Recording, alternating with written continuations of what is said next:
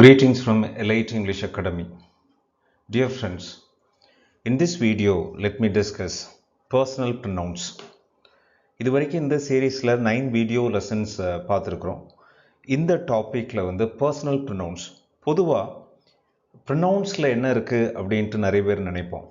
So pronouns அப்படின்னா I, we, you, he, she, it இவ்வளவு தானே அப்படிங்கிற ஒரு எண்ணம் இருக்கும்.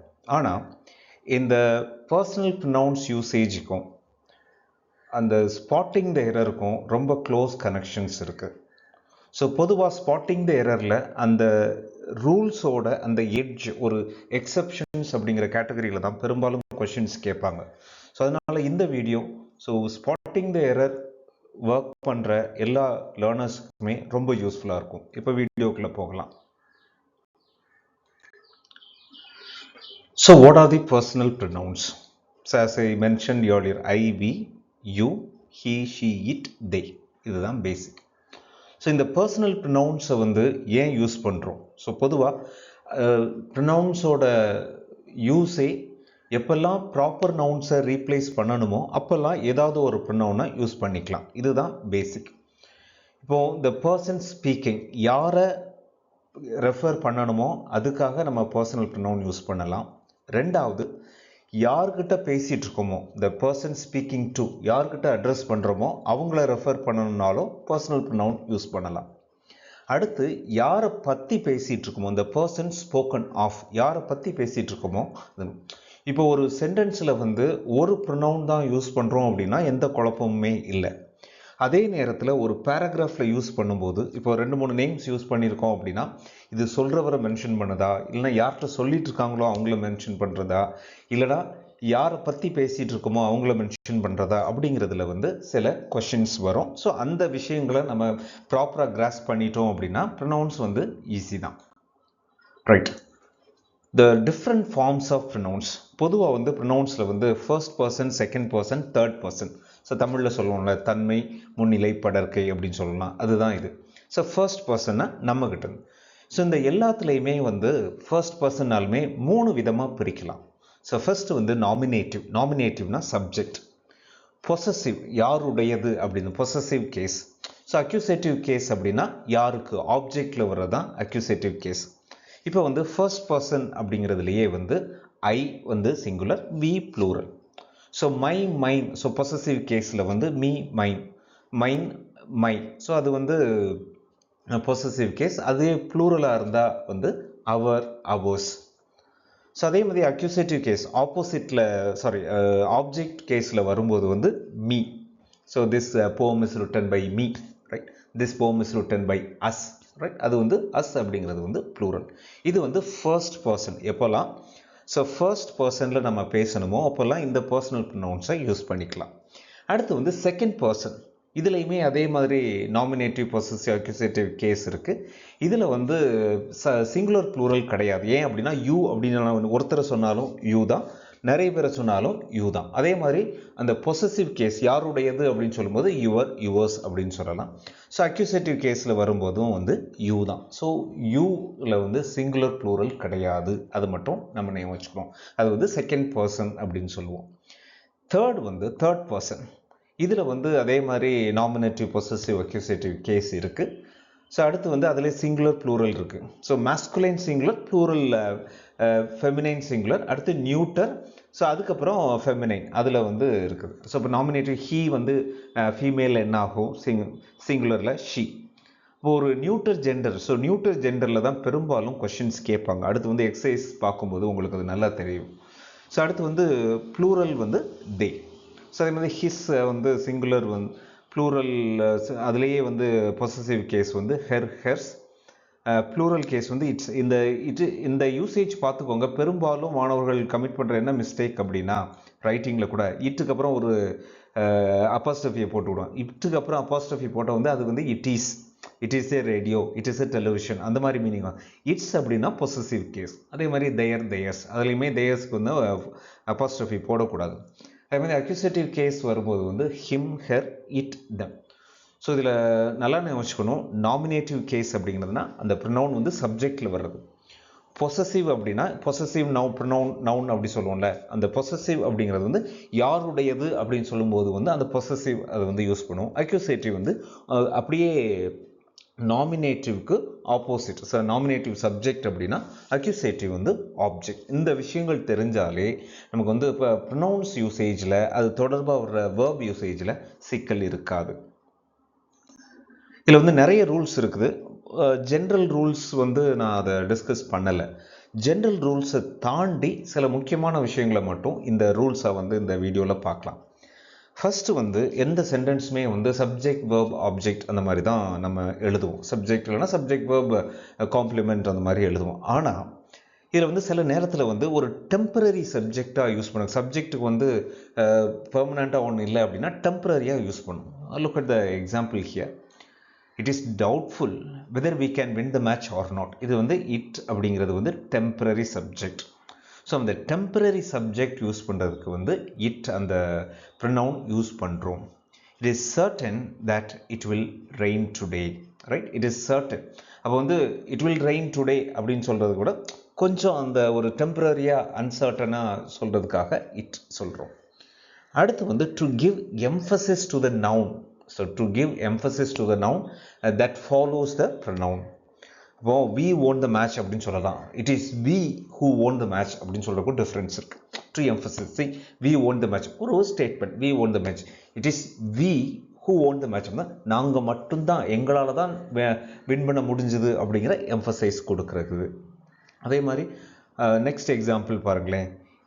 It was I who proposed the idea first, right? இதில் வந்து யாருக்கு I proposed the idea அப்படின்னு சொல்லலாம். அது வந்து ஒரு statement. But it was I, நான் மட்டும்தான் அதை ப்ரப்போஸ் பண்ணேன், வேறு யாரும் ப்ரப்போஸ் பண்ணலை அப்படின்னு ஒரு ஆக்ஷனுக்கு அந்த யார் பண்ணுனா அப்படிங்கிறதுக்கு இம்பார்ட்டன்ஸ் கொடுக்கறதுக்கு வந்து ப்ரொனவுன் இட்டை வந்து அந்த ஃப்ரேஸில் யூஸ் பண்ணிக்கிறோம். அடுத்து whenever we mention the weather time ரெண்டையும் சொல்லும்போது இந்த பர்சனல் ப்ரொனவுன் இட் யூஸ் பண்ணுவோம். It is summer, it is 10 o'clock, it is 9 o'clock, it is night. அந்த மாதிரி டைமையும் வெதரையும் மென்ஷன் பண்ணுறதுக்கு வந்து நம்ம இட்டை வந்து சப்ஜெக்டாக யூஸ் பண்ணுறோம். ஸோ இது வரைக்கும் ஒரு கேட்டகரி. இதுக்கப்புறம் தான் அந்த கொஷினிங் கேட்டகரி வருது. இப்போது பொதுவாக ரெண்டு சிங்குலர் நவுனை ஜாயின் பண்ணுறோம் அப்படின்னா இப்போ சிங்குலர் ப்ளூரல் அப்படின்னு வரும்போது Ramu and Somu are friends, அதில் வந்து ஒரு குழப்பமும் இல்லை. ரெண்டு சிங்குலர் செய்கிறது அது ப்ளூரல் ஆகுது. ஆனால் அதுக்கப்புறம் அதை ரெஃபர் பண்ணணும். ரெண்டு சிங்குலர் சேர்த்துடுறோம். அந்த சிங்குலரை வந்து இன்னொரு அடுத்த கிளாஸில் வந்து மென்ஷன் பண்ணும்போது இட்டு போடுறதா இல்லைனா இது பண்ணுறதா. இப்போ பாருங்கள், when two singular nouns are joined by or preceded by each or every, the pronoun must be singular. So எப்போவுமே standard rule each and every வந்தது அப்படின்னாலே அது சிங்குலர் அப்படின்னு ஒரு ரூல் இருக்குது. அப்போ வந்து every soldier or every commander was in his place, every captain or every player was in his place. இந்த மாதிரி விஷயங்களை நம்ம பார்த்துக்கலாம். அப்போது ரெண்டு சிங்குலர் நவுன், அதை வந்து எய்தர் ஆரில் சேர்க்குறோம். ஸோ அதை இது பண்ணும்போது வந்து அந்த ஹிஸ் சிங்குலர் அப்படி தான் வரும். ஸோ ஒரே ஜெண்டர் வரும்போது சிங்குலர் வரும். இப்போ தான் நம்ம கொஞ்சம் டிஃபிகல்ட்டான லெவலுக்கு போகிறோம். when a pronoun stands for a collective noun. இது வரைக்கும் அது ரெண்டு பேர் individual names.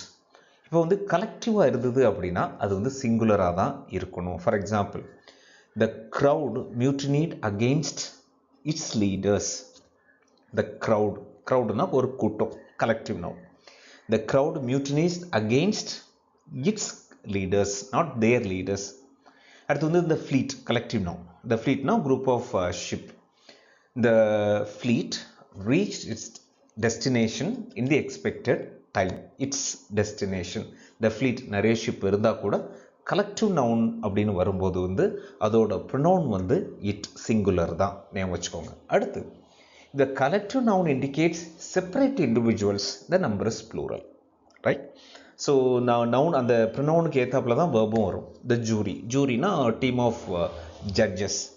the jury were divided in their opinion. இப்போ ஏன் their அப்படின்னு were அப்படிங்கிறதே plural form of the verb தான்.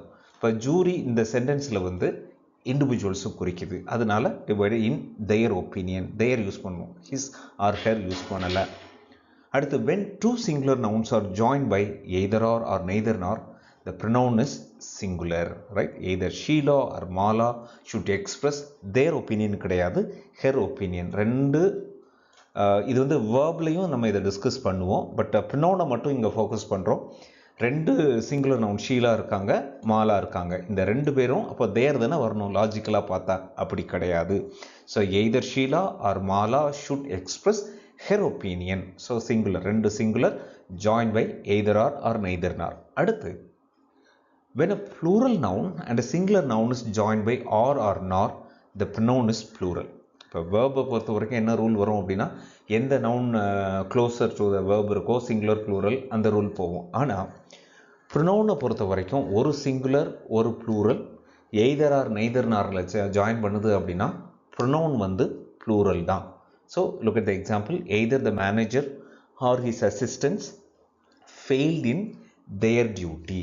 Either the manager or his assistants failed in their duty. இதை நல்லா ஞாபகம் வச்சுக்கோங்க. இது வந்து ஸ்பாட்டிங் த எரரில் ஒரு கொஸ்டினிங் ஏரியா. சில நேரத்தில் வந்து இந்த வேர்புலையும் கேட்கலாம். இது வந்து பாஸ்ட் டென்ஸ் அப்படிங்கிறதுனால ஒன்றும் பிரச்சனை இல்லை, வேர்பில் ஒரே ஃபார்ம் தான் வரும். ஆனால் ப்ரெசன்ட் டென்ஸ்னால் நம்ம அதையும் கான்சென்ட்ரேட் பண்ணணும், வேர்ப்லையும் கான்சென்ட்ரேட் பண்ணணும், ப்ரொனவுன்லையும் கான்சென்ட்ரேட் பண்ணணும். ஸோ இப்போ வந்து கொஸ்டின்ஸ் பார்க்கலாம். நம்ம ரெண்டு செட் ஆஃப் கொஸ்டின்ஸ் இருக்குது.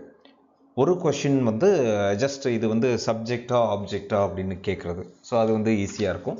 அடுத்து வந்து டிஃபிகல்ட் லெவல். ஃபர்ஸ்ட் வந்து அந்த ஹைலைட்டட் வேர்ட்ஸ் எல்லாம் வந்து சப்ஜெக்டா ஆப்ஜெக்டான்னு சொல்லணும். சப்ஜெக்ட் பண்ணோன்னா ஆப்ஜெக்ட் பண்ணணும்.